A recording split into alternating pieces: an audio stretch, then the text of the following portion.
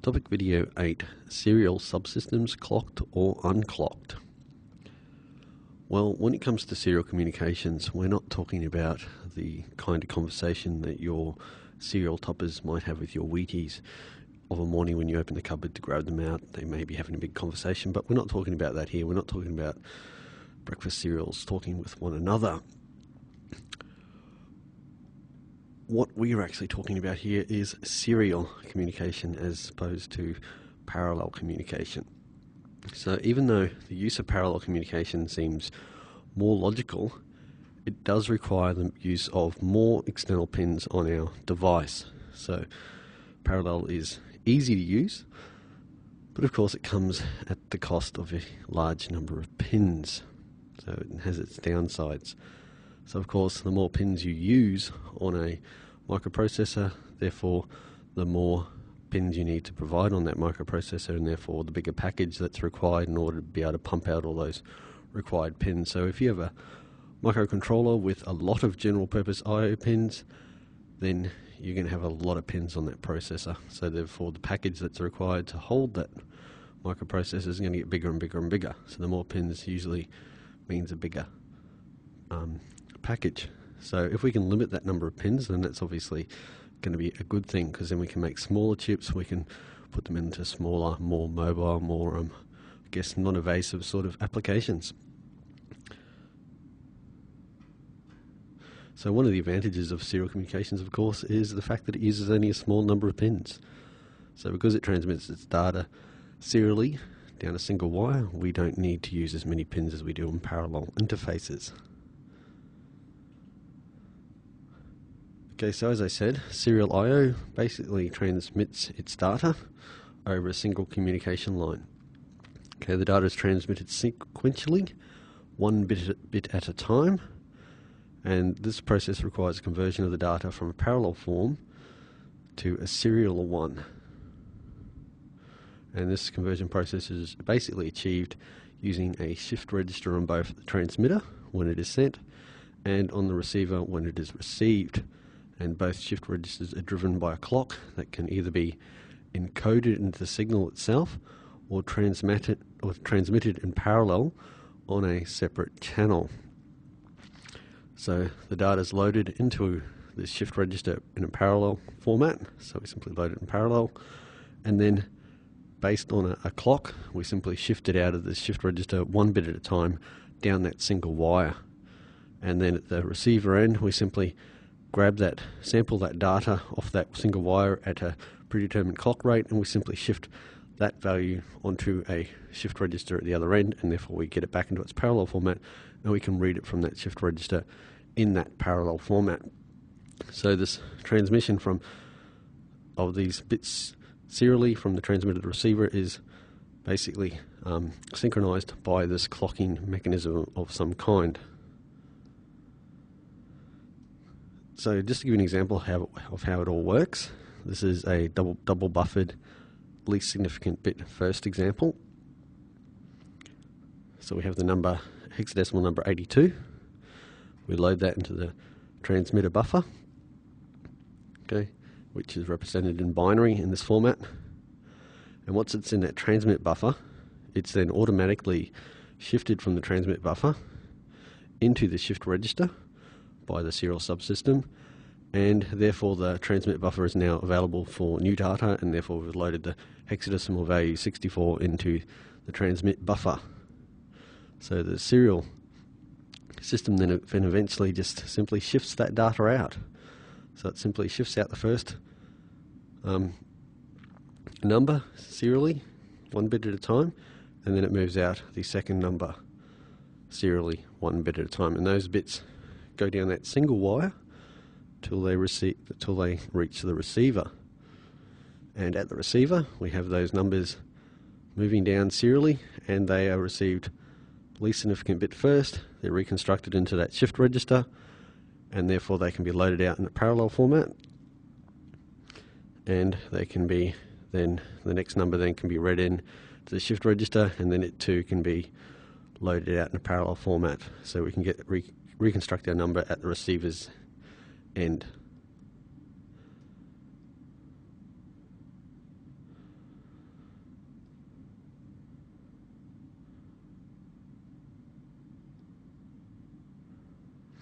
So the next example, which is the transmitter, double buffered again, but this is most significant byte. So you can see that this is going to be pretty much the same as what we had before, except now we're transmitting those numbers in effectively most significant bit first, as opposed to the least significant bit. So using the same numbers again, load them in, convert them to their binary format just for illustrative purposes. That gets loaded into the shift register, and we simply move that out of the shift register with the most significant bit leading the serial transmission.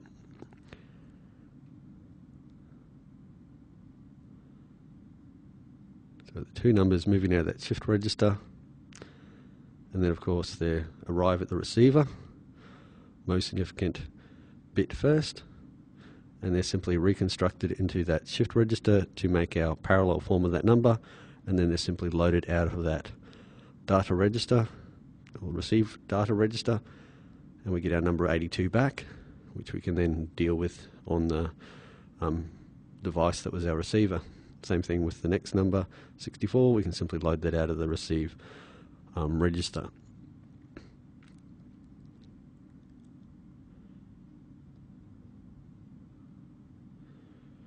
So when it comes to serial communication, they all rely on a shift register at both the transmitter and receiver to generate that parallel to serial form.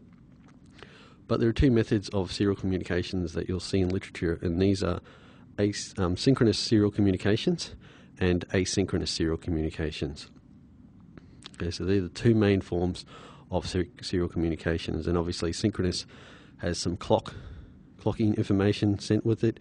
Asynchronous doesn't have any clocking information, but we'll get back to that in a bit more detail later on, exactly what asynchronous is.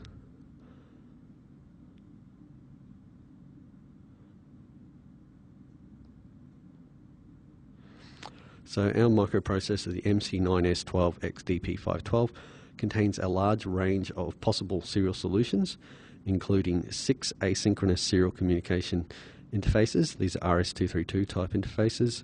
We have 3 synchronous serial peripheral interfaces, SPI, and we have a single synchronous integrated chip interface, which is commonly referred to as I2C, or I2C if people are just don't want to do the little 2 to show a squared, because in some literature the little 2 doesn't show up so well, so they simply denote it as I2C, which really means I2C, which is integrated chip interface. So asynchronous serial communication, which is the first one I'm going to talk about. The common form of asynchronous serial is RS-232, as I said before. The receiver and transmitter have separate independent local clocks. So you basically have to decide on the transmitter and receiver what is the rate that you're going to transmit at, and have both the receiver and transmit's local clocks set at the same rate. The receiver phase locks its local clock to the transmitter clock by detecting the start and end of a transmission. Okay, so when you transmit the data, it detects the start and end of that data and simply aligns the clocks. So to illustrate that a bit better, in asynchronous serial communications, the start of a transmission is signified by a start bit. The start bit is always a logical 1, and the end of the transmission is represented by 1 or 2 stop bits, and the stop bits are always logical 0. Okay, and I've shown you what a serial packet would look like. We have a start bit in green, which is 1. We have our 8 bits of data, and then we have our 2 stop bits in red. Okay, so that would be, so in order to send 8 bits asynchronously, we need to at least send, in this case, 11 bits.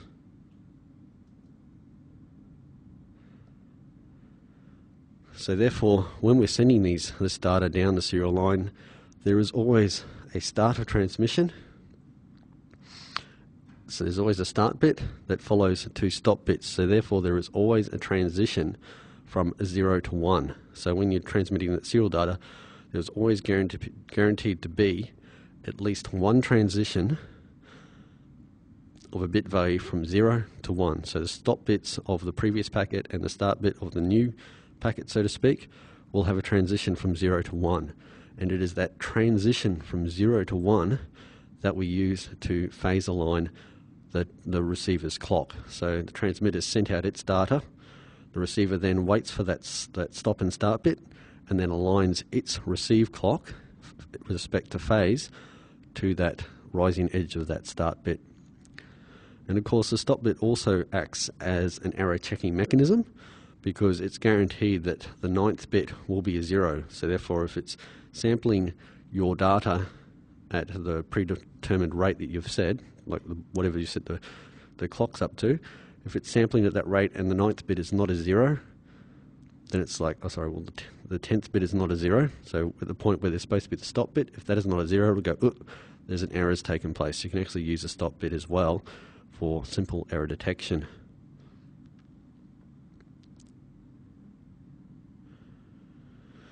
So an asynchronous serial transmission consists of one more additional element, which is the parity bit. So this allows us simply to be able to do single bit error detection. So we can actually detect if a single bit has changed its state. So when we transmit that data down that serial line, we can then at the other end reconstruct this parity bit and check to see if in fact a single bit error has taken place.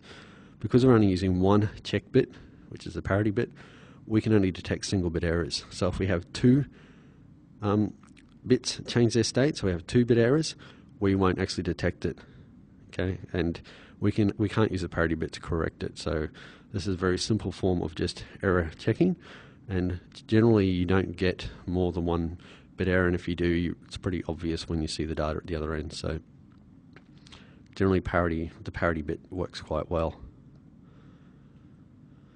So via programmable registers, it is possible to enable or disable that parity bit. It is also possible to set the parity bit to be either even or odd parity. Okay, and I'll explain a bit more in detail what these even and odd parities actually mean by showing you how these parity bits are actually generated. So when it comes to generating a parity bit, in this case we're generating a even parity bit. We simply take all the bits of the 8-bit number and we simply XOR them all together.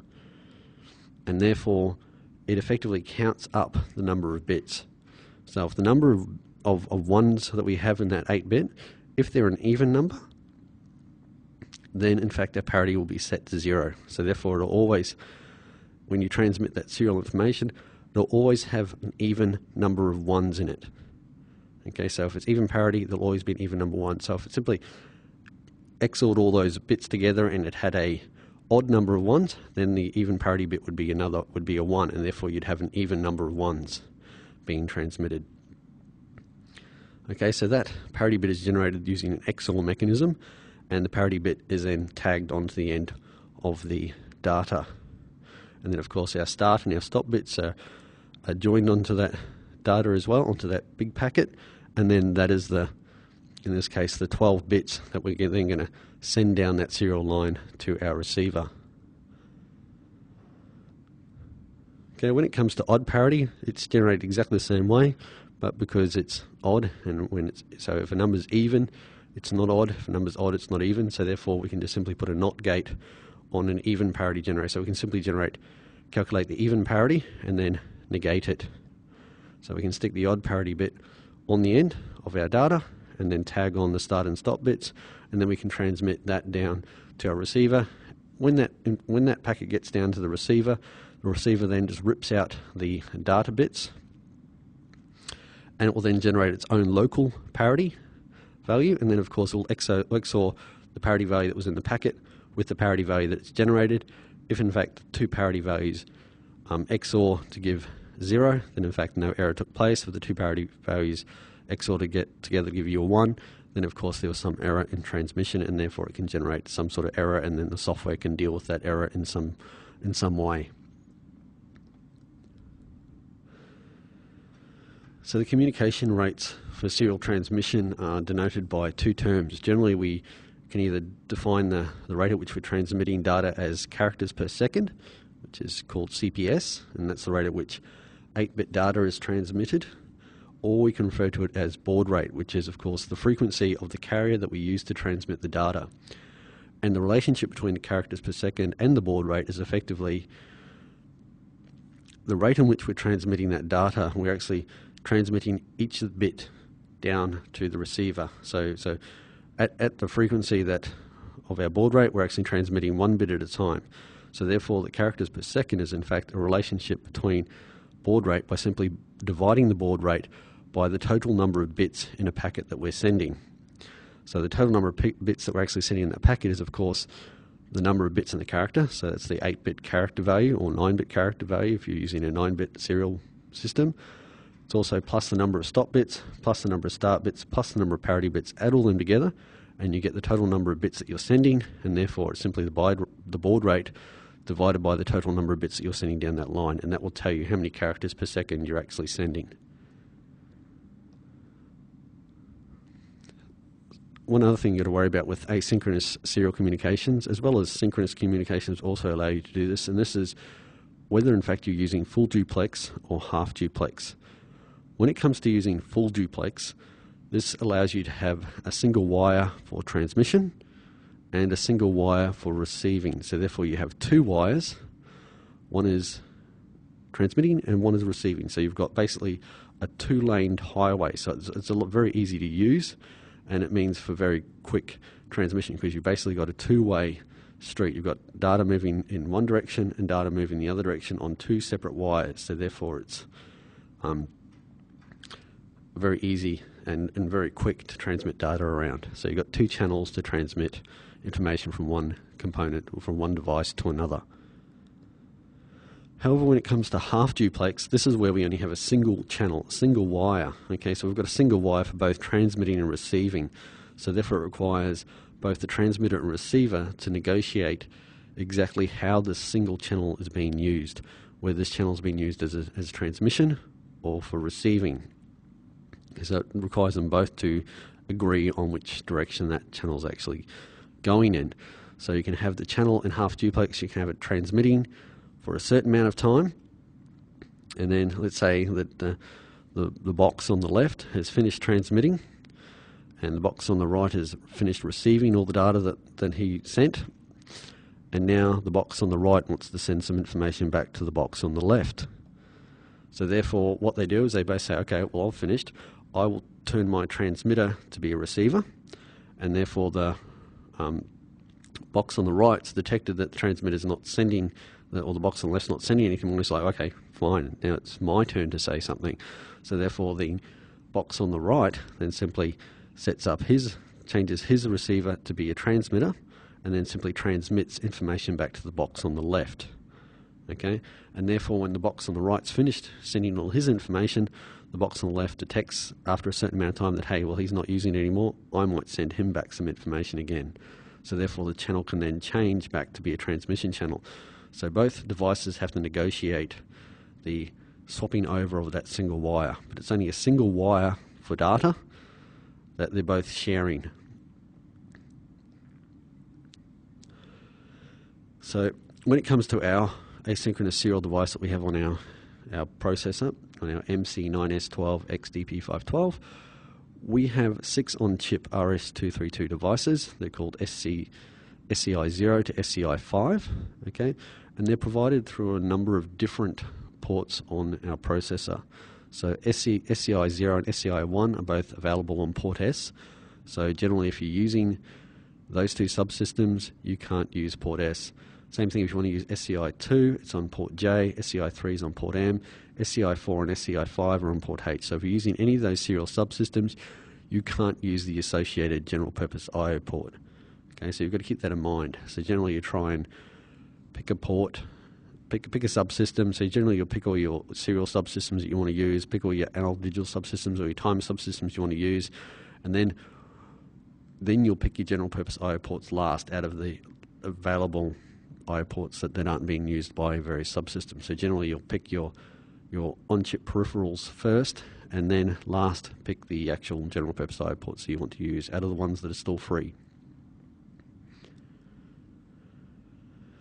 Okay, so on our chip, the SCIs are full duplex asynchronous serial interfaces. So we can have full duplex. We can also set them up to be half duplex. But in reality, if you have full duplex on both devices, the receiver and transmitting device, if you have full duplex on both of them, just use full duplex. Half duplex makes things so much more complicated because you've got to negotiate the direction of that single wire, and it gets really, really difficult to do that. So if you've got full duplex on both devices, just use full duplex. Each of the transmitter and receiver that are on our device both have an independent on-chip baud rate generator, so they all generate their own independent baud rates, but they generate the same baud rates. Okay, receiver and transmitter are both double buffered. Okay, so they have a receive and a transmit register that is then connected to the shift registers that then shift out the data. So there's actually double layered buffers. So we have a buffer and then we have a shift register attached to it. So we can actually load 2 bytes into the serial subsystem at the same time. They use the same baud rate and frame format, even though they operate independently. So even though they're 2 separate subsystems, you basically configure them both the same way. The SCI interface can send either 8 bits or 9 bits of data. Okay, so you can configure this. These are all bitwise configurable in the control registers. Each device is fully programmable and provides a variety of interrupt sources. So when it comes to dealing or interacting with the serial subsystem, we have a series of registers that allow us to define how we want to set up the subsystem and allow us to use that subsystem successfully. And I refer to this as the programmer's model. This is our interaction with that subsystem from a programmer's point of view. So one thing to keep in mind is that I've just named these registers SCI X blah blah blah. The X should be replaced with whichever serial subsystem you're using, whether it's SCI 0 to SCI 5. Simply change the X with the relevant number, and then you'll have the proper name that you can use. So when it comes to dealing with the serial subsystem, we have a lot of registers that we need to use. So we have 4 control registers. We have 2 of these are standard control registers, 2 of them alternative control registers that require a use of a separate bit and another one of the registers in order to make them active, but I'll get back to that a bit later on. We have 2 baud rate registers, so we can set our baud rate up in these 2 registers. We have 3 status registers, and of course we have 2 data registers. Okay, so these 2 data registers are in fact the receive or transmit data registers. These are in fact a single window to those 2 registers, but because we can send 9-bit, we can't fit 9 bits in a single 8-bit register, so therefore we've got 2 data registers. So when it comes to dealing with these register sets obviously don't all live in the same memory location, because then how would you differentiate one from another? So therefore, when I've referred to these registers, I've generally put their offset number plus whatever little increment you need to go from that offset to get to the actual register. So generally I've given the offset value here, which is the base address of that particular subsystem, and then I've given the number that you need to add to that offset here in order to get the real actual memory address. But if you're just using the names that I've given, then that's probably easy. It makes your code more readable. But if you really want to use the magic numbers, then I've given you the means of calculating what those magic numbers are in memory. And you'll notice that when you've used the serial inc code that I've given you, I basically set up the base address to be 00D0, which is, as you can see from this table, the first SCI1 serial subsystem. So it's the auxiliary serial subsystem that's actually cabled onto the case of the ADAPT9S12X box. Okay, so the first register I want to look at, and this is the control 1 register. So this is at our offset +2. We have the ability to configure our serial subsystem using these various control registers. So the loops bit actually allows you to set whether in fact you want to use full duplex or half duplex system. So you can actually, using loops, you can actually either disconnect the RX pin. Okay, so therefore you can actually disconnect the RX pin and connect it to the TX pin, so therefore you're using the TX pin for both receiving and transmitting. Okay, if you put a 1 in the loop's position, then of course it means the TX and RX pins operate as normal, which means you've got a full duplex sort of mechanism happening. You've got the SCI S wait bit, which basically defines when you're waiting for an interrupt, whether of course the serial subsystem should work or it should not.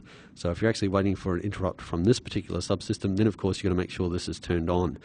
So therefore you'd want to make sure that you had a 0 in that bit location if this was in fact the serial subsystem you're waiting to generate an interrupt. If it's not the serial subsystem that's supposed to be generating an interrupt, then of course put a 1 in that bit location and then it turns off. Okay, which means you save a bit of power, you reduce your total peripheral usage, which reduces the power consumption. We've got the receiver source bit, so you can actually mean, in this case here, you can actually internally loop the receiver to the transmitter. So if you just want to see if in fact your code is working, you can internally connect the receiver to the transmitter, and you can send data internally, and you can receive it in the receive register. So you can actually transmit stuff internally and get it in the internal receive register. So it's good for loopback testing. We've got the M bit, which is our data format mode bit, which defines whether we want to use 8-bit or 9-bit transmission. If we put a 0 in that bit location, then we're using 8 bits of data. If we put a 1 in that location, then we're using 9 bits of data. So this enables us to define the format of our data transmission. And of course, there's no way of configuring how many stop bits. By default, there's 1 start bit and 1 stop bit, and we can't change that. We've got the wake up condition bit as well, which means when the idle, basically when the line goes idle, we can wake it up once the line goes active. Okay, so if it's 0, we can simply wake it up once the line goes active. But if it's a 1, then we've actually got to wake it up in a proper sort of way, which means not only do we have to send it a start bit that is 1, but we also have to send it the next bit, which is a 1. So the first data bit in that transmission actually has to be a 1 as well. So therefore, in order to wake up the receiver, you actually have to send 2 consecutive 1s to it to wake it up. Otherwise, if it's 0 in that wake bit, it simply wakes up whenever the start bit's received. So you can actually put the receiver to sleep if you want to save some power, and then only when some sort of device is sending data serially to it does it wake up. So the idle line type also, so if you're using, these are primarily used for half duplex mechanisms. So generally if you're a receiver and the receive line is actually gone idle for a long amount of time, then you know, okay, he's finished sending, I can actually now have a go, and therefore you can then turn your receiver into a transmitter. So these are primarily used for this idle line bit type, or the idle line in general is generally used for half duplex mode. So when it comes to that idle line type, you can actually set it to be a short idle or long idle, so that depends on number of clock cycles that the transmitter actually sits there and counts before it actually flags a line as idle. We've got our parity enable bit as well. Okay, so we can set whether we actually want to use a parity bit or not. Okay, so we put a 0 in there, we don't use a parity bit, put a 1 in the PE location, then we use a parity bit, and therefore then we can also define what type of parity we want to use. So therefore we can put a 0 in there, which means it's even parity, 1, which means it's an odd parity. If you don't turn the parity on, so if you simply leave the PE bit to be 0, then it just simply ignores the PT bit anyway. Okay, but if you do set the PE bit, then the value of the PT bit is actually quite important.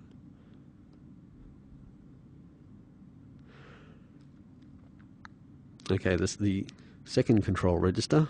Effectively, inside this control register, this is basically allows us primarily to set up our interrupt sources as well as turn on the various components of our serial subsystem. So inside this register, we can enable the transmit interrupt enable bit, which basically means whenever the transmit buffer is empty, it will trigger an interrupt. So we can simply set that source to be on or off by simply putting a 0 or 1 in that bit location. Transmit a complete interrupt enable bit will be, basically this is the interrupt that is triggered when not only the transmit data register is empty, but the shift register is also empty. So both of those two buffers, the register and the shift register, are both empty. Then it will trigger an interrupt. So that means the transmitter is totally free. It's doing absolutely nothing. So you might want to, if you are using a half duplex mode, the fact that transmitter is free and it's not sending anything, that might be, you might get that interrupt to simply change it from a transmitter to a receiver if you're using half duplex. And then, of course, also we've got the opposite, the receiver. So when you're getting information sent to you, you can have it generate an interrupt whenever there's a new character to be read on the data receive register. And then we've got our idle line interrupt enable bit as well. So therefore, if we are doing a half duplex mechanism and the single wire that we're using has gone idle for the predetermined amount of time, then we can have it generate an interrupt, which means that we might get it to toggle, turn our receiver back into a transmitter, so then we can send data back down the other line. So the idle line, as I said before, is primarily used for half duplex serial communications. And then, of course, we have 2 bits to actually turn on our transmitter and a receiver. So the TE bit is simply to turn on the transmitter. So a 1 in that bit location turns it on. Same with the RE, 1 in that bit location turns on our receiver. So there may be situations where you're only transmitting information, so you don't need the receiver, so you turn the receiver off. Or there may be situations when you're only receiving information, so therefore you'll leave the receiver on but turn the transmitter off. So it depends on what application you're using and whether you really need to save every last little bit of power, to whether you turn on or off the various components of that subsystem that you're not using. The receiver wake-up bit, so this is generally when the receiver's gone to sleep. So you put it to sleep and you effectively want it to wake up, so when it finally receives some data and it wakes up. So 0 means the receiver works as normal, 1 means the wake up function is enabled and prevents any further receiver interrupt requests. Okay, and of course hardware can wake up the receiver by simply clearing the RW bit, so you can simply put the receiver to sleep and therefore it doesn't really work, and therefore you can wake it up, and therefore it doesn't require it's simply put in a low state, sort of low power, sort of idle state. We can also get it to send a break bit, which means if we're transmitting and the other guy's transmitting on that half duplex line and we really desperately want access to that wire, we can set our system up as a transmitter. At the same time, his is set up as a transmitter, and we can both compete on that wire, and we can just send a break down that wire, which means it'll just send a whole heap of logical ones down that wire. The transmitter at the other end will be sampling what he's transmitting, and he'll see, hang on, I transmitted a 0 but I got a 1, what the hell's happening? And all of a sudden the transmitter at the other end will actually break. It will actually stop transmitting because it's thinking there's an error, and therefore it will actually then keep sampling it and will say, hang on, this is a break request. So therefore it can then flag the software on its end to say, hey, a break request has been requested, and therefore the software on that end can then switch the transmitter over to a receiver. So it's a good way of stopping a transmitter from transmitting if you desperately need it to listen to you. So it's a bit like when 2 people are talking at once and one person really desperately has to say something, he'll just yell or bang on the whiteboard or the blackboard to get everyone's attention so that everyone stops talking. It's the same thing there, simply to stop the transmitter transmitting data so that, hey, you just shut up for a while I tell you something. It's really important. So therefore it can switch over to a receiver. Also got in our auxiliary control registers, we have bits that enable us to control our sampling. So generally when a receiver receives the bit patterns that you're sending it will actually sample them in multiple locations. So it'll like sample at the start of the clock, rising edge of the clock, it'll sample it in the middle, it'll sample it at the end. So it generally takes about 3 samples of each bit that you've sent. So therefore it can, using this register, you can actually configure it to generate some flags or some errors as a result of what it's actually sampling. So we've got our receive active edge interrupt enable bit. So therefore when the receiver receives the rising edge, it can simply generate an interrupt. Okay, so this is a way you can get the receiver to wake up. So this is the interrupt flag for the receiver. You've then also got the bit error interrupt enable bit. So this is where you're sampling the bits that are being sent, and therefore if you've got a bit error, which means, like it's sampled a high at the beginning, sampled a low in the middle, and then a high at the end, it's like, hang on, something really weird has happened here, and you've got a bit error. And then of course we've also got break detect interrupt enable bit as well, which is, like I just said before, when it's transmitting and then all of a sudden the transmitter on the other end really wants to send something, you send the break request down the line, so sending all those ones, this will trigger an interrupt at the other end, and therefore that transmitter can then switch over to becoming a receiver. So the break, detect and the idle line are 2 components that are primarily used only in half duplex mode. So when it comes to doing on the auxiliary control register 2, this is where we can actually tell the bit detection what it should actually do if it finds one. So we can actually configure that slightly bit better, so we can set up our bit error mode, we can set it to be bit error detected circuit is disabled, so we can turn off that sampling circuit. We can set up to receive input sampling occurs during the 9th time click of a transmitted bit. Okay, and we can also get it to do on the 13th time tick. Okay, so we can get it to sample at different regions and generate an error if something has gone wrong. The break detect feature enabled. This basically means we use the break detect circuit. So if you're using half duplex mode, you effectively want to enable that circuit so that way your system can actually detect if a break has been sent. Okay, you don't want to be an arrogant serial subsystem and just ignore everyone else that you're talking to. So you might want to, if you're using half duplex, then it's a must that you turn on the break detect feature. So that's the control register. That's how we can generate what sort of format we want to send our data in. That's how we can send how we want the serial subsystem to behave under certain situations. But now we need to be able to define how fast we're going to be transmitting our serial data, and both the transmitter and receiver both have to be set in a similar fashion. So they both have to be working at the same baud rate for them to be able to talk successfully. So when it comes to setting the baud rate, we have these 2 baud rate registers, and we have the most significant bit in this baud rate register, of course, is our infrared enable bit. So if you're actually doing infrared communications, then you need slightly different transmit frequencies. So therefore, you've actually got the ability to enable the infrared bit, and therefore it will change the way that the baud rate is actually generated. We then also have, for infrared, we can actually set whether we're using a narrow pulse or not. So therefore, we've got these 2 bits, TNP1 and TNP0, to configure how we want to send those infrared pulses. But for what we're concerned with, for what we're doing, we're not really concerned with the top 3 bits, just simply set them all to 0. Then what we want to do is to basically, using the remainder components of those 2 8-bit registers, set up what the baud rate is. And we can do that using the SBR values. So the SBR12 down to SBR0, we can use a 13-bit number to effectively define what sort of baud rate we want. So as long as depending on what the value we put in the infrared enable bit, we can configure our baud rate in 2 different ways. So if the infrared is turned off, then our baud rate is effectively the SCI bus clock, which by default is 8 megahertz, simply divided by 16 times the value that we have in those registers. Okay, when the infrared is turned on, then effectively the baud rate will be half of that, because it's simply the bus clock divided by 32 times whatever value you've got in that baud rate register. Okay, so it's fairly straightforward to calculate what these baud rate values will be. You simply know what your baud rate is, you know what your bus clock is, so you simply divide the bus clock through by the baud rate, and that will give you the value on the bottom of this line, and therefore you can calculate what the actual value for SBR should be.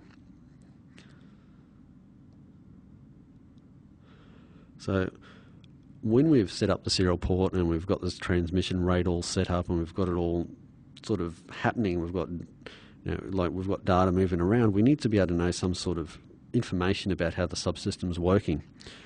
And of course, there are a lot of situations when we just can't assume certain things about the subsystem. We can't just, because a serial subsystem is relatively slow in comparison to the rate at which a microprocessor runs, we can't assume that data registers are empty. We can't assume that data has been received. We've basically got to know when registers are empty. We've got to know when data has been received. We've got to know when errors have taken place. We've got to know certain information about the serial components. So therefore, these status registers will tell us everything we need to know about the serial subsystem.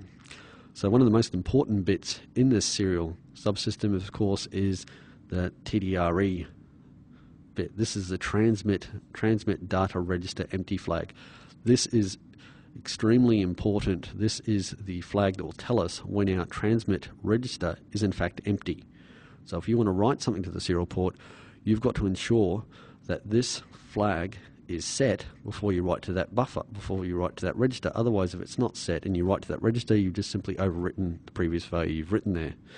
So the TDRE flag is very important when it comes to transmitting data. You've got to make sure that that flag is set before you write any more information to that transmit data register.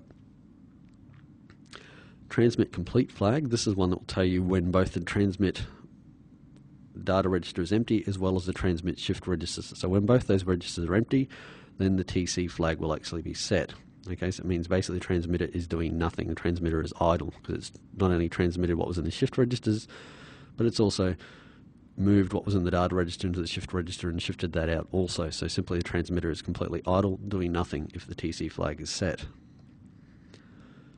And then of course the opposite. Before you go reading data out of the data receive register, you need to ensure that there is new data to be read. So therefore, when a new piece of information has been shifted into the receiver through that shift register, and then it's been reconstructed into a parallel form and then moved into the data receive register, then the RDRF flag will actually be set. So the receive data register full flag will actually be set to tell you that you've just received some new bit of information that you can then do something with. We've also got the idle line flag. So the idle line flag will actually go high if in fact the transmission or receive lines are in fact idle. So if you're using half duplex mode, then this flag is quite important. If you're using full duplex, then it's just simply ignored.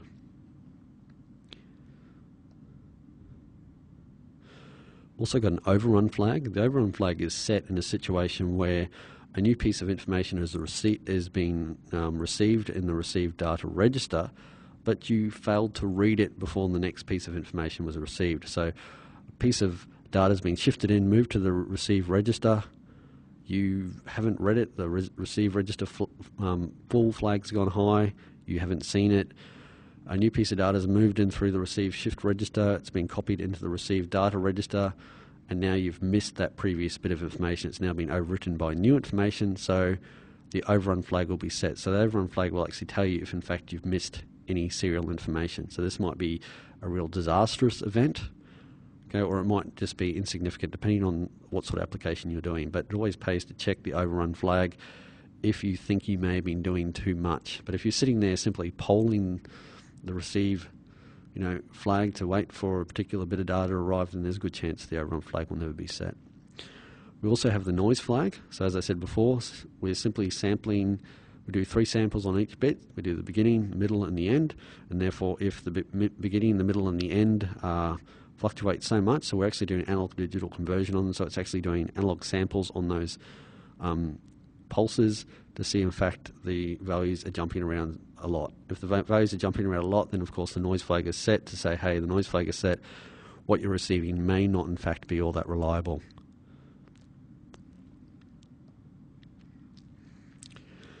We also have the framing error flag. So the framing error flag basically means that if you're getting this serial information in and the receiver knows it's 8 bits, got 1 stop bit, 1 start bit, therefore when that data's been shifted in, he knows after 9 shifts, the 10th bit should in fact be a 0 for the stop bit. So if in fact the 10th bit is not a 0 for the stop bit, then he's going to go, some framing errors happened here, there's some error. Okay, so it may in fact be that the transmitter on the other end is actually sending a parity bit that the receiver was unaware of. So the receiver and the transmitter actually haven't been set up to reflect the same transmission protocols, so to speak. And then of course we have the parity error flag, so therefore if it's received a bit of data that has a parity bit in it and then the parities do not match when it creates its own local version, then of course you can have the parity error flag set as well. So depending on just how robust you want to make your serial communications, you should check the overrun flag, the noise flag, the framing error flag, and the parity error flag if you really want to make your serial subsystem really robust against errors. So the second status register, this most significant bit of the second status register is the AMAP bit, and this is the bit that allows us to access our auxiliary registers. So whether auxiliary control or auxiliary status registers, it is by setting this bit to be high that makes those registers available. So if AMAP is set to 0, then we have our baud rate registers available and we have our control register 1 available. Okay, we also have control register 2 and those other status registers and also available. If we put a 1 in that location, then of course these other registers become available. So we have the auxiliary status register 1, auxiliary control register 1, and auxiliary control register 2 are now available instead. So if you want to access those 3 registers, then you actually got to make sure you set the AMAP bit to be 1. Okay. We also have the means of setting the polarity of our transmitter, so we can make it positive or negative, so we can simply invert the way that we're sending our data depending on what the receiver wants. So if you've got no control over what the way the receiver likes its information, then you may in fact have to invert the transmitter polarity just so that you can talk successfully to the machine at the other end. We've also got the receiver polarity, so we can change the polarity of the receiver. So if you're talking to a machine that's got a very fixed protocol and you've got no way of configuring it, then you've basically got to make your machine match what it needs to do. So you may in fact need to change the polarity of both the transmitter and the receiver in order to be able to successfully communicate with that device. And then we've also got a bit in here that allows us to set a break, so whether we send 10 or 10 to 11 or 13 to 14 logical zeros.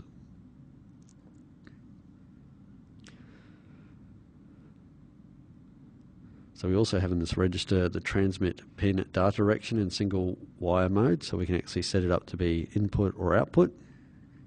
Okay, and we can go to our receiver active flag, which means whether in fact the receiver is currently in the process of receiving data. Okay, and so you've got a 0 if it's not, and you've got a 1 if it is currently receiving data. So if you're just about to go and change that receiver around to a transmitter, then you want to check this flag first, because if it's currently receiving something, you don't want to go and stop the receiver and put the transmitter in its place. So this is a good flag to check if you're in fact doing half duplex. We've got our auxiliary status register, and this contains a lot of information about our receiver edge active input flag. So this means whether in fact our active edge has been detected on the receiver. Okay, so it's 0 if there's no active edge, 1 if an active edge has been detected, which means that the receiver is about to kick in and start doing something. So this is another flag you might want to check. We've got our bit error value. So 0 means a low input was sampled when a high input was expected, so therefore we had an error take place, or 1 means a high input was sampled when a low input was expected, so therefore we've got, in the middle of our bits, we've got values jumping around and changing state. We've got a bit error interrupt flag, so therefore if we get that bit error, we've got a flag here that allows us to generate an interrupt, so therefore we can have an interrupt service routine deal with the fact that we're getting bit errors. So obviously now that we've set up the system, we know how to monitor it and see whether certain conditions are taking place. Obviously we want to be able to use it, and of course to be able to use it we want to be able to transmit data or receive data. So when it comes to transmitting and receiving data, we have two 8-bit registers.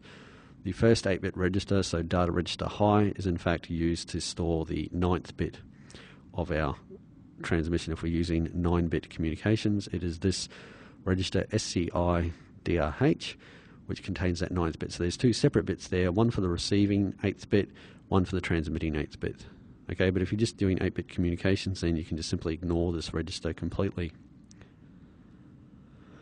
When it comes to actually transmitting 8 or receiving 8 bits of data, we have a single data register, the DRL. Okay, and this has 8 bits which represent the transmitted bits or the 8 received bits. When it comes to this memory location, this memory location DRL is in fact a window onto those two data registers, okay? So therefore when you write to DRL, you're in fact putting the contents of that, so you're putting the contents of your write into the actual transmit data register. Okay. When you read from this memory location, you're actually reading the contents out of the receive data register. So therefore, if you write something to this register and then you read back, there's a good chance you're going to get two completely different values because they're two completely different registers. When you write, you're writing to the transmit register. When you read from that memory location, you're reading from the receive register. So it's one memory address that is a window onto two separate registers, which is effectively defined by whether you're doing a read or a write to that particular memory location. So I've shown you here a block diagram of the entire system, so you can see how the various bits of those registers tie into the various components of that subsystem. So you can see the infrared receive decoder and how it's connected to the infrared enable bit, and you can see the SCI data registers connected to the receive shift register and so forth, and you can see all the various control bits in those boxes and how they tie into the various components of that serial subsystem. So this is a good little picture to have a look at. It'll give you a good idea of how the whole system sort of ties together. So when it comes to using our serial device, before it can be used, it must first be, of course, initialized. So we need to ask ourselves a few questions about how we're going to initialize it. So what are the communication characteristics? Okay, how are we going to talk between these two systems? If you've got a system that is already set up and you've got no way of changing it, then of course all these questions are already answered for you. You simply have to see how the system that you're talking to is configured. But if you've got two systems that you have full control over how you configure them, then of course you've got to ask yourself these questions. Basically, what sort of baud rate are we going to use? What sort of bit format are we going to use? What sort of parity, if any, are we going to use? Are we going to use single wire mode, half duplex, or are we going to use two wire full duplex mode? And as I said before, if you have a choice between half duplex and full duplex, just go the full duplex method. Okay, unless you're a real glutton for punishment, leave the half duplex well alone. It just complicates things a hell of a lot more. It just makes the problem a lot more complicated. So if you've got half duplex, if you've got capability of doing full duplex, then just go down that path. Okay, how will you use the SCI? Will it be interrupt driven? So will you simply have the SCI device tell the programming code when it needs stuff? Or will you simply do it in a polled mode? So will you have the serial subsystem driven by the code? So it depends on, do you want the serial subsystem to drive your code, or do you want your code to drive the serial subsystem? Okay. And then, of course, when you made all these decisions, then, of course, the control registers need to be set to reflect these decisions that you've made. So once you've initialized this, so the first step is, of course, initializing a CI device. Once you've initialized it, you want to use it to send or receive data. So because as I said before, because the SCI device is extremely slower than the microprocessor, we need to ensure the data register of the SCI is empty before we write a new value to it. So before you write a new value into the transmit data register, you've got to make sure it's empty. Okay, so therefore you need to check the TDRE flag in the status register number 1. Okay, and ensure it is set before you write a new value into the transmit buffer. Same thing when it comes to reading. Before you can read a value out of the receiver data register, you basically need to check to make sure that new data has actually arrived. So you need to check the RF flag that is set in the status register number 1 as well. So you need to check that that flag is set before in fact you read any data out of the receive data register. So I've given you an example code here of using the SCI device, and this is just simply the code that I've given you already in the lab. So this is the init SCI code and the putchar code that you've probably used already, but now I'm going to explain how it all sort of works and functions. So in this example here, I've simply done the usual stuff, set up the stack pointer, cleared the interrupts, and then I've jumped off to init SCI. I'll simply initialize the serial port. I'll get back to how we do that in a sec. We simply then load accumulator B with the character A. We simply use a putchar to put that out to the screen. We then load it with a carriage return. We put that out to the screen as well. So simply we get the value of, get the character A and then the carriage return being printed on the screen. And then of course we spin on the spot. Okay. And then I set up the serial base register value, which is 00D0. So that is actually the offset for the second, or SCI1, which is the auxiliary serial port that has actually been cabled onto the case. And then I've gone include serial inc, which means the actual source code for the serial subsystem is actually included in line when we assemble at that point. So when it comes to doing the init SCI and doing the putchar thing, there's a lot of I guess defines or equates that I've actually used to make my code a hell of a lot more readable. So I've actually defined what all the various serial registers are, because I can't actually use the proper names, because I want to make this code able to be used on, whether it's a serial 0, serial 1, serial 2, serial 3, or serial 4. I want to make it very portable and very configurable. So I haven't actually used the real names for these registers. So what I've done is I've made I guess an alternative name for all these registers. So therefore I've simply got, this first status register is simply the serial base plus 4. The status register 2 is serial base plus 5, and the serial base is the value that's provided by the previous code by our main.asm that we had on the previous slide. So I've defined what all the various registers are, so therefore I've got all their effective memory locations. I've then defined a few bit defines, so I can define the masks for the AMAP flag, the masks for the TDRE, and the masks for the RDFR flags. And then I've simply set up the values that I want to set these registers up. So I simply do it as equates, and therefore in my code I can just simply use these labels. So it makes my code a little bit easier to read. It means I've just got to think about how I want to configure these registers when I develop the equate and not when I'm actually writing the code. So therefore when we get to the init SEI code, we simply do a bit set, so we turn on the alternative registers, and then we simply zero the two alternative control registers, and then we clear the AMAP, which gives us access back to our normal registers. And then I simply set up the two control registers for the serial device in the format that I want, okay? And then I simply set the baud rate. So I simply move a 16-bit word onto the high byte of the baud rate register, and therefore by moving a word, it means that the most significant byte of that word will actually be moved onto SCI BDH.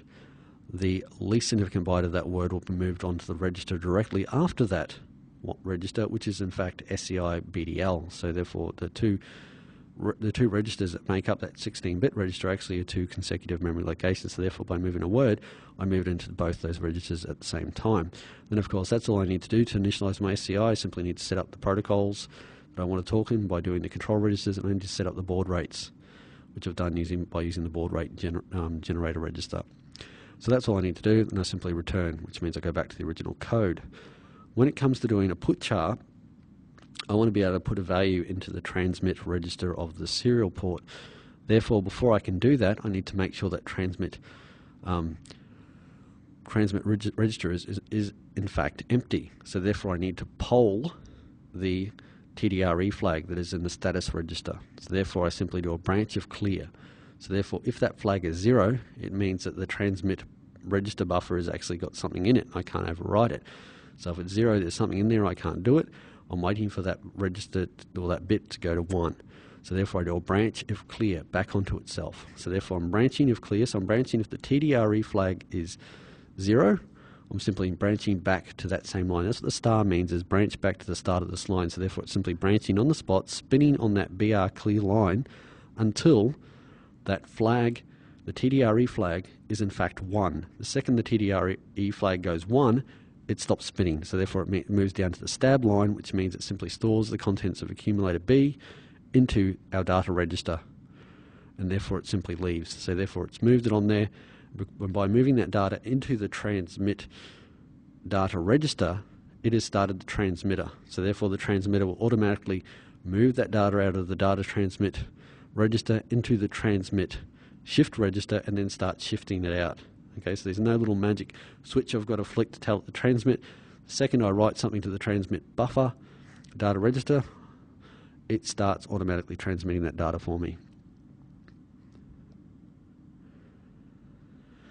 So, interrupt-driven serial communication. So in situations where you need fast response to serial events, it is best to use the interrupt mechanism.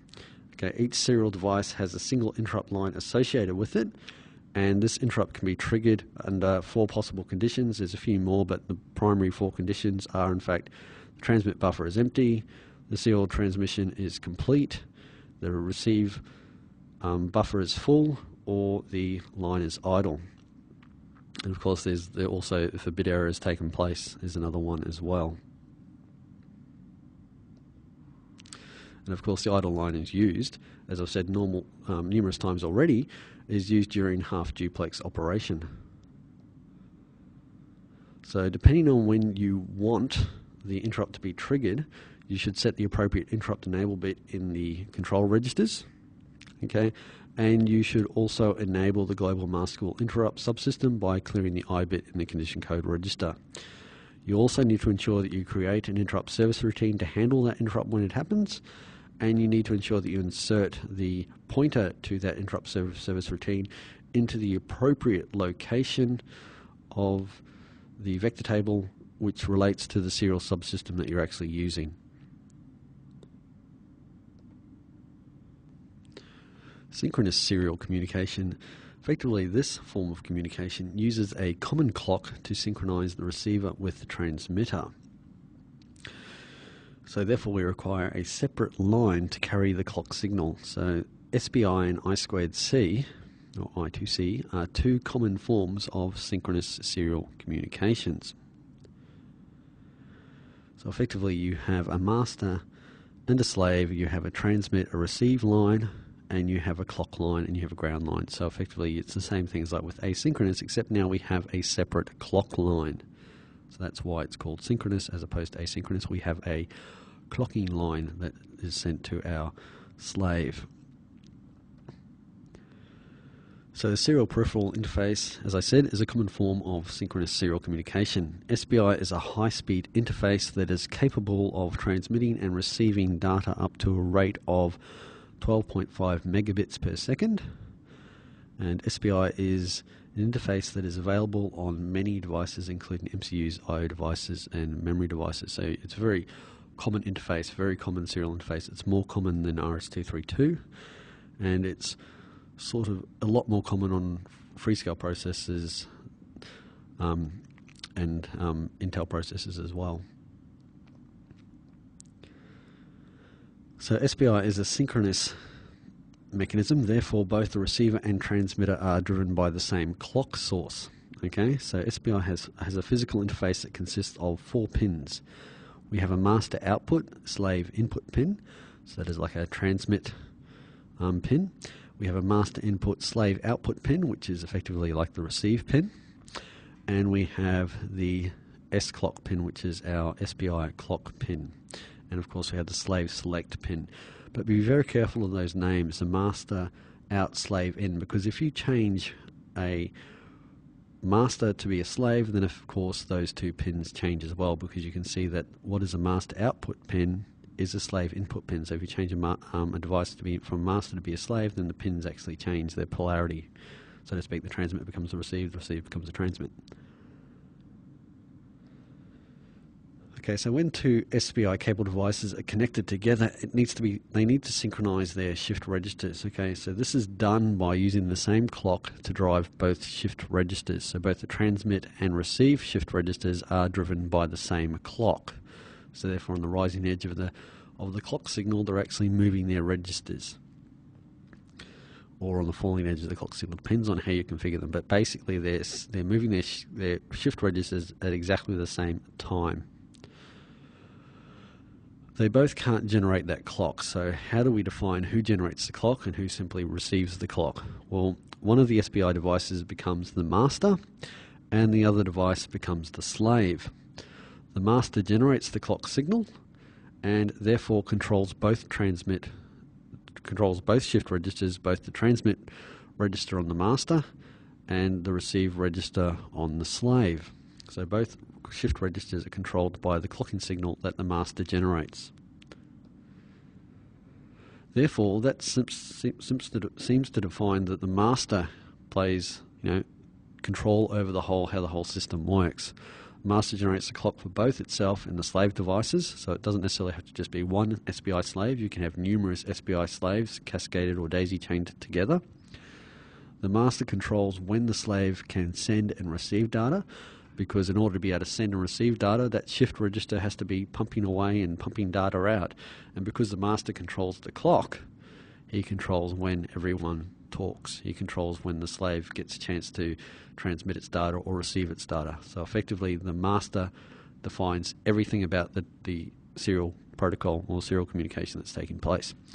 So what is the role of the slave? Well, absolutely nothing. He just simply does whatever the master tells him to do. So he simply just reads the clock signal and simply pulses his shift register at the rate that the master defines. So he simply does nothing more than do whatever the master tells him to do. So synchronous serial communication, well, we can have two forms of the SPI mechanism. We can have single buffered or we can have double buffered. So first of all, single buffered, the data register is actually the shift register, so we have no two registers. We simply have one register that we write the data into, and that register we write it into is in fact the shift register. and therefore we have a single status flag to show when a transmission is complete. So when you tell it move something into the buffer, the transmit buffer, it simply automatically starts transmitting. So it simply goes boop, boop, boop, boop, boop, boop, boop, starts pulsing those values out. And the second it's finished shifting, which means, if it's an 8-bit number, 8, SPI clocks later, it's finished shifting that data out, and therefore that data will be at the slave. And he simply says, well, I've finished now, and he sets up a flag to tell you that he's finished. So he simply has a single status flag to show him when he's finished transmitting, because you don't want to write more data to that transmit buffer if in fact he's in the process of transmitting something. Same thing if you want to read from the SPI, you've got to wait to make sure that he's not currently transmitting, because you don't want to read before you've actually received some new data. You simply got to wait for him to finish transmitting. And I'll show you this by an example, because SPI is probably a bit complicated to get your head around. It's quite conceptual, or it's quite easy depending on how your brain works. But effectively inside, if you hook the master and slave together, as I've done here, so you have the master input going into the slave output and the master output going into the slave input. So therefore effectively you have this 16-bit register. Effectively you can think of, assuming that both the master and slave have an 8-bit register, you can think of SPI as nothing more than, in this case, a 16-bit rotating register. And therefore that rotating register effectively rotates at the frequency of the SPI clock. So when you're got a value in there into the master and you want it to start transmitting, the master will then simply pulse it out to the slave. At the same rate that he's pulsing that information out towards the slave will be moving his information back towards the master. So effectively, after 8 SPI clock cycles, effectively what was in the master's register has exchanged with what was in the slave's register, so therefore they've both swapped their values over. So you can see in this picture here that the clock source actually connects to both shift registers of the master and the slave. Because it's a single buffered example, we have no separate data and shift registers, so they're basically the same register. When you write a value to the SPI subsystem, you're effectively writing it, or you write it to the data register, you're effectively writing it into the shift register. So it's single buffered. So let's say we want to write this value here into the SPI transmit. Simply moves into the master, and then because we've done that right, it simply starts the whole transmission. And what you can see is what was in the master is now in the slave, and what was in the slave is now in the master. And you can see the transmission complete flag has gone high to say that we've actually successfully swapped those two values over. Something you probably didn't see because it was hidden by that call out there, but basically the SS line went high, or depends on the polarity of the SS line, but in this case it went high, and it actually, by it going high, it tells the slave, hey, I've finished transmitting, so what's in your data or your shift register right now you can use. So it simply tells the slave, so to speak, that the transmission is over, and now you can extract the data that is in your shift registers, and now you can do something with it. So generally when you're using SPI, you'll transmit data to a particular device, and then once you've finished shifting all the data across to that device, then you'll simply set its slave select line, which will actually cause it to then operate on that information that you've given it. And we can see that again, just in case you missed it that time. So we'll go through it a second time. So see what happens when we load the data up. So when we put the data into the shift register, it will start the transmission, the two values will swap over. Okay, so they basically exchange their locations, and then you can see that the transmit complete light will go high. When the transmit complete light goes high, then it's up to your software to then set the slave select line to ensure that the device at the other end actually reads that value. So the value goes in, we swap them over, so the clock is active while they're moving, and then our transmission complete flag goes high, slave select line goes high, which means that the slave can then in fact read what was in its shift register. So one other thing to keep in mind there is the fact that when we put that value in the transmit buffer and the two shift registers then start exchanging their values, the SPI clock is active. So the SPI clock is normally idle, and it's only when you write a value into the transmit register that you start that whole process happening. So therefore the SPI clock actually starts pulsing, because you don't want the slave shifting its data out if the master is not ready for it. So the master simply turns the clock off, and only when you want to transmit data, the SPI clock starts moving. Okay, in a double buffered example, which is what we have on our microcontroller, our MC9S12XDP512, we actually have a double buffered SPI. So you've got to take a few more things into account with double buffered. So there are basically two data registers, one writing and one for reading. When a transmission is complete, the data in the shift register is moved into the receive data register, and the data from the transmit data register is copied into the shift register. So what happens is you basically you write something into the transmit register, that simply moves into the shift register and starts the whole process happening. So therefore they exchange, the two devices will exchange their values. That value that's just been received will go into the data register. It will go into the receive data register. So the new value that you just got will go into the receive data register, and then any value that was in the write data register or the transmit data register will in fact then automatically be moved into the shift register, and the whole thing will happen again. Okay, so now we have two flags. One is to show when the transmission is complete, so when we've got some new data back, and the second flag to show when the transmit data register can in fact be written to. So you've got to actually check to make sure that the transmit data register is in fact empty before you start writing data to it. So just seeing that the transmission is complete is not enough, because you may already have a bit of data sitting in there waiting for waiting to be transmitted when the current transmission is complete. So you've got to check to make sure the transmit data register is in fact empty first. So we have the same sort of example here, but you'll see we have a data register and we have a shift register. So we have two separate registers. It's double buffered. So, yep, double buffered, two completely different registers. One's a shift register, one's a data register. So a bit like we had in the asynchronous serial, it was double buffered there as well. So we have a value put onto the slave that's ready to be read back when we're ready. So the master has a data register empty flag, which has gone high to say that the data register is empty, so therefore we can write a value into that register. So it's gone high, we write a value into it, okay, and by writing a value into it, it's simply gone and rotated it. Data register flag didn't go off because it would have just pulsed very quickly, because we very quickly moved that out of the data register into the shift register, so it would have just flickered very quickly. So if you'd written 2 bytes to it and you had a byte actually sitting in the data register because the shift register was currently busy, then the flag would have gone off. And then of course once it's swapped them, our transmission complete flag goes on as before.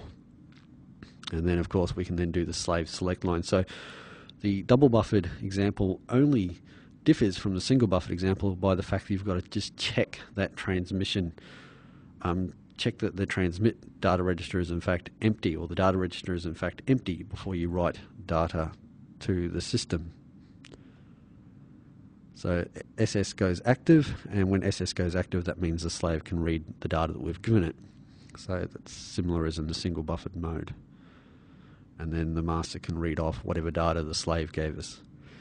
So you can see there is in fact no different in a write or a read cycle. Basically it's simply exchanging the master and the slave. So if you want to read some data from the slave, you simply got to send zeros to the slave. So if you simply send 8 zeros to the slave, then effectively you exchange whatever the slave has got with the master. So simply to read and write, you simply got to transmit stuff, because you get the registers exchanging. So even when you tell give the slave a command, you'll exchange registers. So if you don't do anything with that data the slave gave you, then it's just simply ignored. Okay? And then when you want to do a read from the slave, you simply got to send it more data, like whether you send it as zeros or whatever. Simply got to give it something to exchange, so it will exchange those registers. So a read and write operation with SPI is exactly the same. We simply got to get those registers to rotate. So we can just watch that again. So in the second time, the slaves loaded up some data for us. So this is example, if we wanted to read from the slave, we want to get the data off the slave, but let's say we want to set the slave up for the next operation that we want it to do. So let's say our slave was a analog to digital converter. We've simply already got it to do this conversion for us once. It's got some new data for us, and we want to set it up to do the next conversion. So therefore we can read its data back at the same time we can give it the next bit of instruction to do. So of course our data register empty is data register empty flag is set. Okay, so we can move our data into the shift register, and by doing that it moves automatically into the shift register, and therefore it starts the whole process. The two devices swap. They basically swap their shift register values, and then once they've done that, they come back into the data receive registers on both devices. Okay, and then of course our transmission complete flag is set.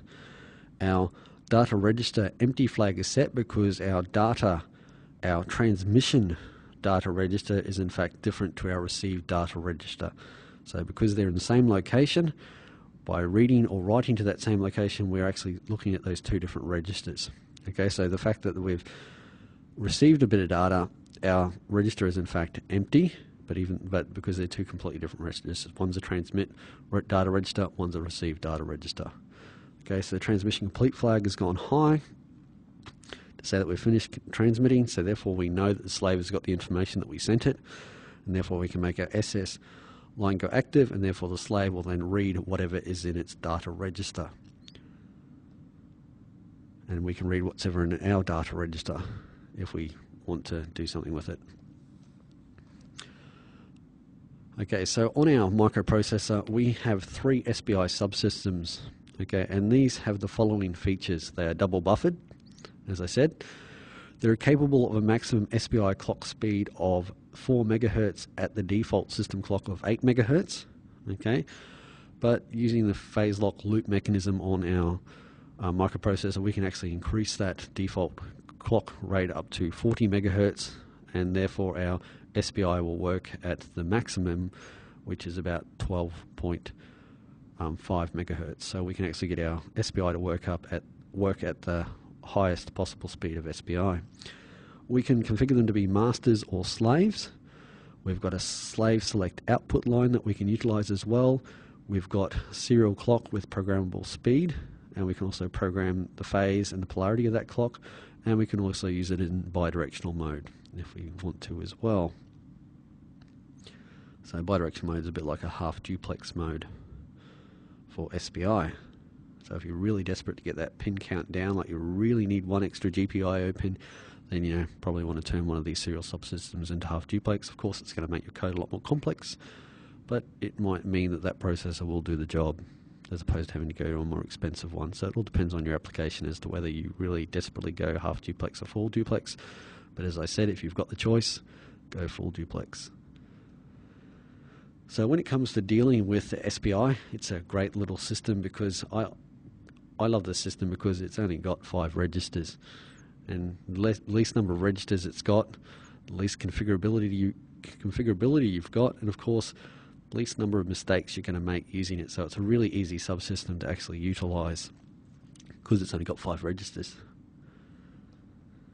So when it comes to the SPI, we have our first control register. So of course we have the X here. You just replace that with whichever SPI subsystem you're using, whether it's 0, 1 or 2. We have the SPI E bit, which actually allows us to turn on our SPI interrupts. So therefore, if we want to make this system interrupt based, so we want our SPI subsystem to tell the code when it should be doing its stuff as opposed to the code driving it, we can turn on our interrupts. We've then also got the SPE, which is the SPI enable bit. So this is the bit we set to turn on our SPI subsystem. So if you turn it on, you put a 1 in that bit location, therefore the SPI is enabled, and all the IO pins associated with that particular SPI device are actually dedicated to the SPI function. So therefore you've got to be careful which pins you're using. So if you're using a particular SPI device, you're going to make sure you don't use the associated port that SPI device is going to be pumping out of. So if you turn on the SPI device, then of course you have those pins, the MISO and the MOSI and the S clock and the SS are all being used now for SPI, and you can't in fact use them for a general purpose IO, so you've got to keep that in mind. We also have the SPTIE, which is the SPI Transmit Interrupt Enable bit. So this is basically when a transmission has completed, we can have it generate an interrupt. Okay, and we've also got the master bit, so we can set up our SPI to be either a master or a slave simply by setting the particular bit in the master bit location. So making it a 1 means we're a master, leaving it a 0 means we're a slave. The remainder of this, or the next, I suppose the next 2 bits, the CPOL and CPHA, are in fact the bits that we use to define our clock polarity and basically the phase of our clock and how our clock signal functions. When it comes to setting up this clock phase and polarity and so forth, you really have very little choice when it comes to setting this. This is pretty much defined by the data sheet of the particular device you're connecting to. So when you're connecting it to a particular SPI enabled device, that device will in fact tell you what sort of clock polarity or what sort of clock phase it actually needs in order to operate. Okay, so generally the data sheet will be a great help here when it comes to setting not only the clock polarity and the phase, but also setting whether in fact it's least significant bit first or most significant bit first. So all these little parameters, communication parameters here, will in fact come out of the data sheet, as well as the speed in which you transmit as well. So all these little parameters, or all the way that you need to configure this device, will be dictated to a great extent by the data sheet of the device that you're connecting to. So when it comes to the clock polarity, I'll talk about these 2 bits in a few slides' time after I've finished talking about the other 2 bits in this register. So the slave select output enable, this basically means whether in fact we want to use our slave select pin for our SPI, or whether in fact you just want to use it as a general purpose pin. So as far as the first SPI device is concerned, SPI 0, this is in fact on port S, which means that the DDS7 pin, most significant bit of port S, can in fact be used as a general purpose pin. Okay, so whether we want to use it as a general purpose pin or we want to use it, the SPI system to use it, depends on the bit value you put in SSOE.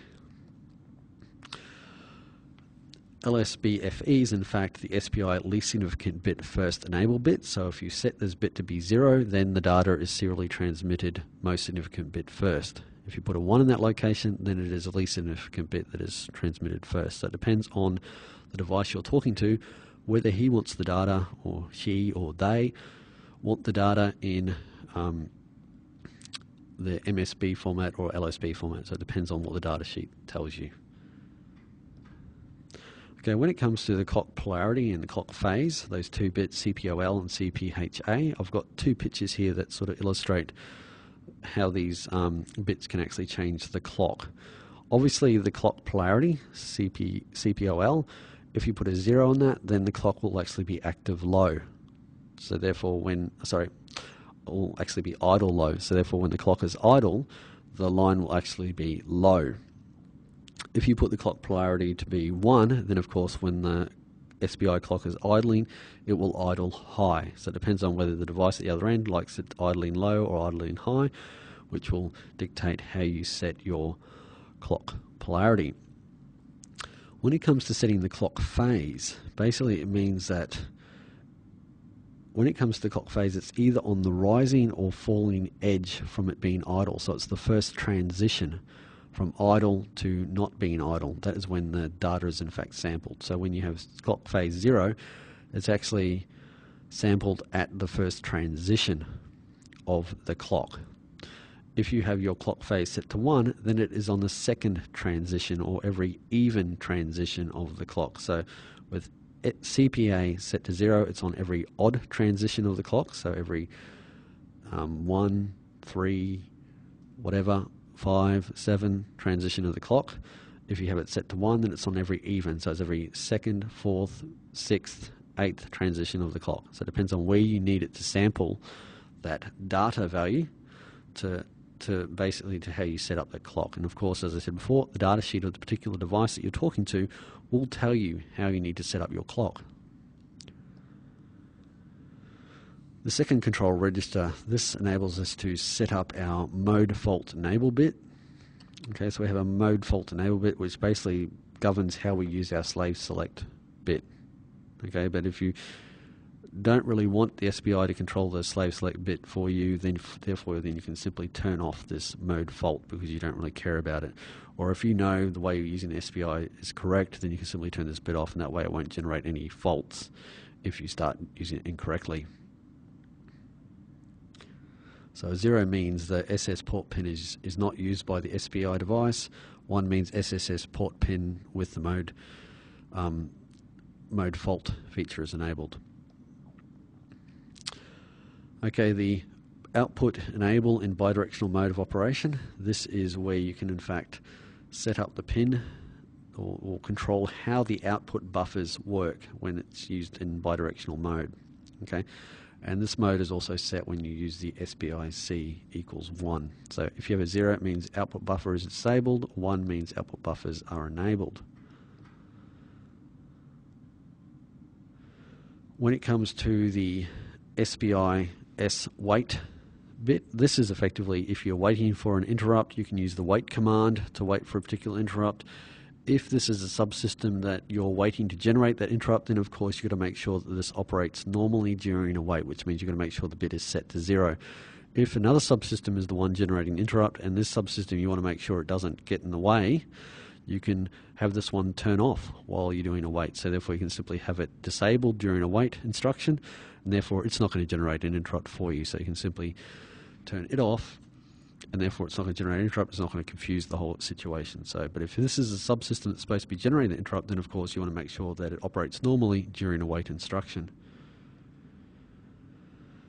Okay, so when it comes to SPC, and of course our bidirectional register as well, if you have SPC set up to 0, then it's of course normal mode, which means we have our master in and master out working as normally. If you have SPC set to 1, then it's bidirectional mode, which means that the master input slave output is not used by SPI, and we're simply using the MOSI pin to do half duplex transmission.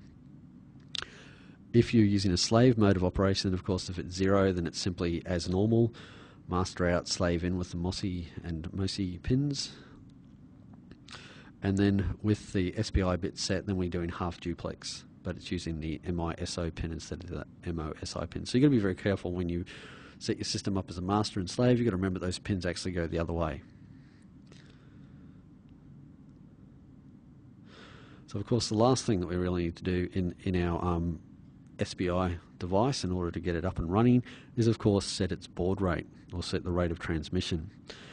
So when it comes to setting up our baud rate, we have two numbers, so to speak, and there's two 3-bit numbers that we use to calculate what our baud rate divisor will be.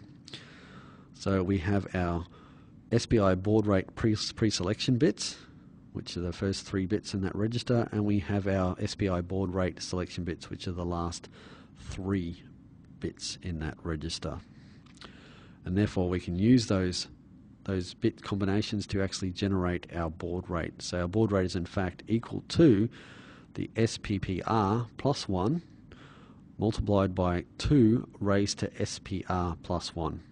Okay, so that's how we can generate our baud rate divisor. And then of course the baud rate that we want to transmit it is in fact our bus clock, which is by default 8 megahertz, divided by this baud rate divisor that we've calculated. Okay, and that will basically give us the basically the clock rate that we actually want to transmit between our two SPI devices. So like we had with our serial port, when it comes to using the SPI, we don't want to just constantly write information to those registers, because the SPI device runs a lot slower than our microprocessor. So as before, we need to make sure that we know that the SPI device is idle or the transmit buffer is empty before we write to it. We need to know whether in fact the SPI device has done a transmission and we have some new data to read. We need to know information about this SPI device in order to be able to use it properly. So we have SPI-F, which is in fact the SPI interrupt request flag, and this is set after the 8th S-clock cycle on a data transmission, and it is cleared by reading the SPO status register. So by reading the particular status register, with SPI set followed by an access to the read or write of the SPI data register will in fact clear that bit. So you have to read the status register. Of course, if you're polling the status register, then of course you are reading it. And then obviously if you're polling this because you're waiting for data to arrive, then of course you're going to read that data register. Or if you're polling this to see whether in fact you can start transmitting new data, then of course you're going to be writing to this register. So effectively it will automatically clear itself as part of the normal byproduct, I guess, of what you're normally doing, which is SPI device. We've also got the SPTEF, so this is a transmitter empty interrupt flag. So this is the flag you check before you write to the transmit buffer. So this is the flag that says, hey, the transmitter is empty, you can write to the transmit data register. Okay, so these two flags differ, as in the second flag, SPTEF, is the one you check to make sure the buffer is empty before you write to the transmitter, and the SPIF flag is in fact the flag that you check to ensure the transmission is complete, which means, there's new data to be read.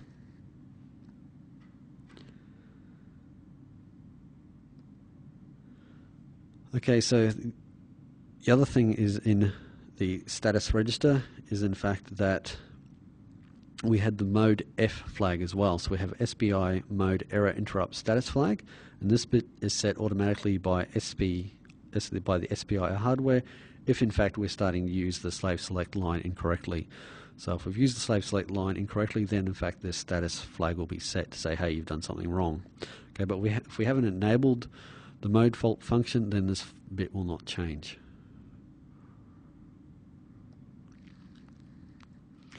And of course the last part of the SPI subsystem is of course the data register. So this is when we actually want to be able to write information to this data register to get the whole system transmitting.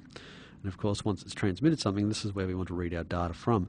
So as I said before, this register is in fact a window into two registers. So this memory location SPIXDR is in fact a window into both the transmit data register and the receive data register of the SPI device.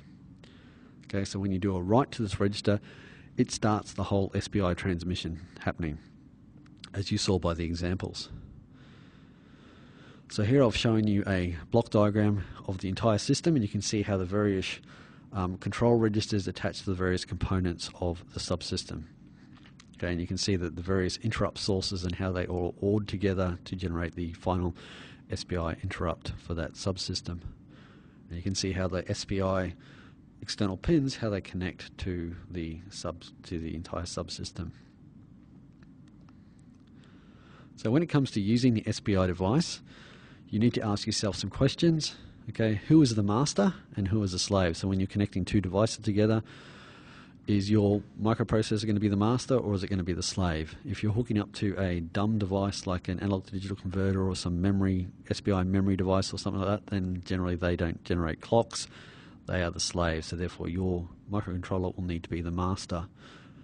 You need to see what is the speed of the communication, what is the clock format, what is the size, basically what size is the slave's buffer. So we're transmitting 8 bits at a time.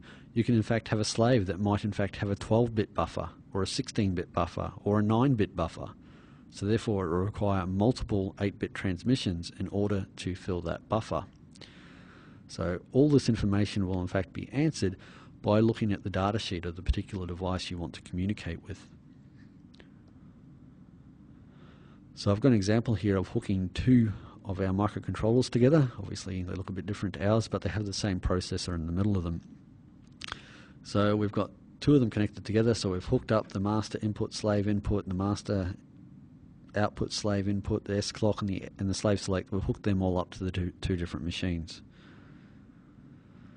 So therefore when it comes to coding these, we basically have one set up as a master. So like before, I've got a whole heap of equates to set up the particular properties of these various registers. So what I've even done is that when I get to the SPI setup equate, I've actually then got the assembler to all those two things together to make the total resulting control word. So that's usually a way that you can make your code a lot more readable, is you can actually have masks for every little bit set up, and then when it comes to defining what you can actually stick in that control register, you can simply OR the various components together and it makes your code very readable.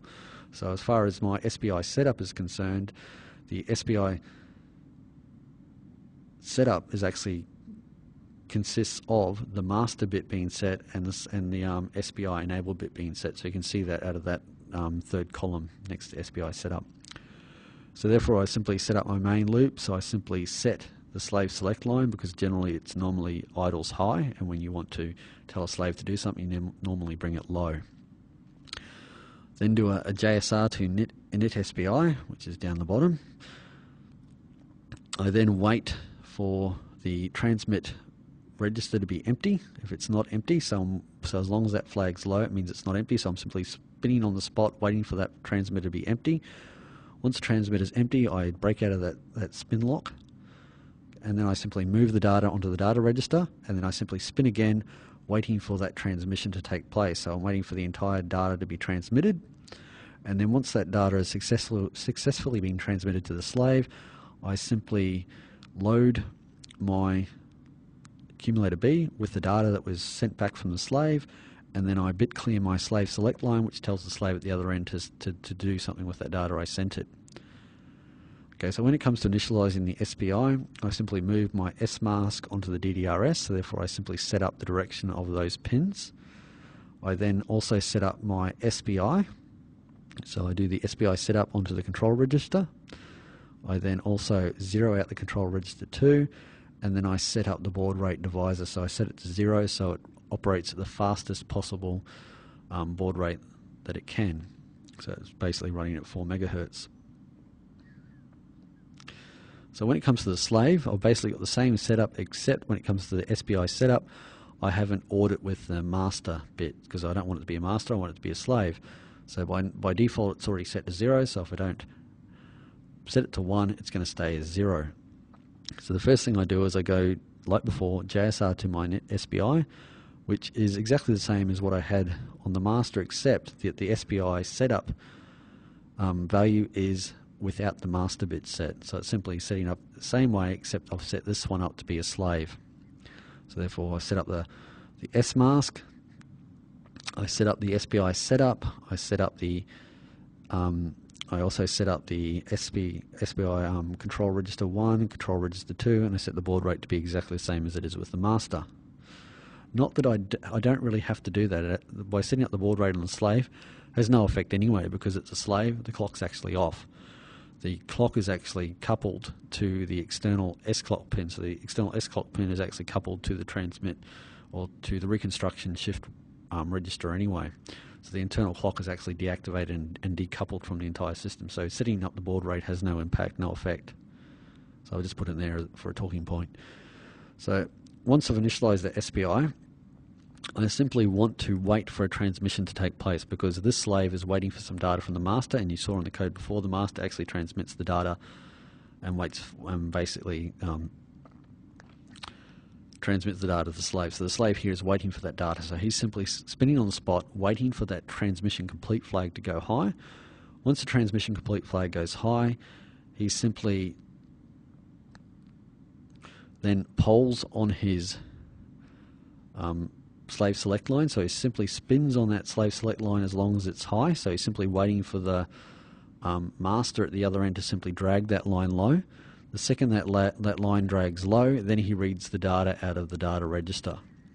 Okay, so once that line goes low, he reads the data out of the data register, and then he can do something with it if he so decide. But in this case, we just simply spin on the spot.